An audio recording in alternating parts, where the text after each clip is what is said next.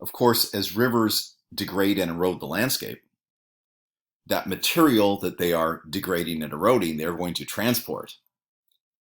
And rivers transport material in three ways.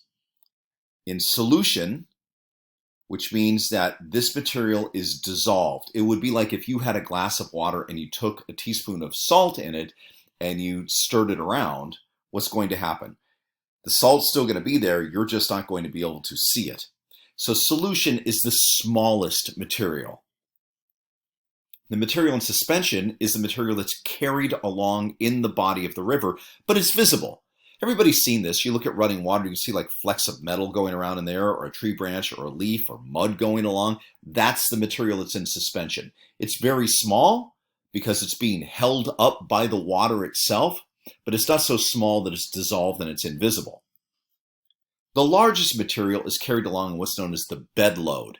This is the material that's bounced and rolled along the bottom of the river, along the stream bed, hence the name bed load.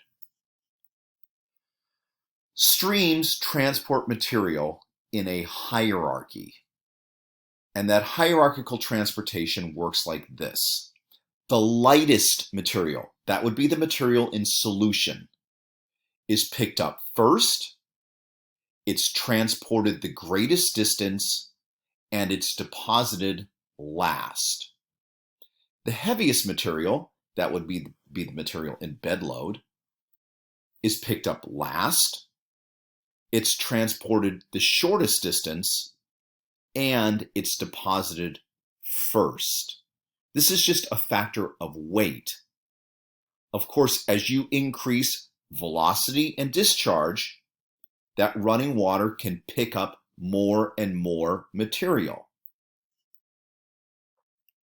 Take a look at this diagram. You can see on the upper left-hand corner, there's that light blue arrow indicating the movement of this particular river, and you're looking into the river as it moves along. If you see all those little dots in the water, that's material that's being carried along in the water down along the stream bed. You can see there's other material. Okay, now I circled what I want you to know, which is this. The white circle is the stuff in solution. Okay, you can't really see it. You have to kind of pretend like it's there, but it's indicated by the arrow. This is the smallest material. Then the reddish circle, rust-colored circle, is a material in suspension. That's all those little dots that you see inside the water that are being moved along. You know, you can see them, so they're not invisible. They're not that small, but they're small enough and light enough to be able to be carried along by the water itself.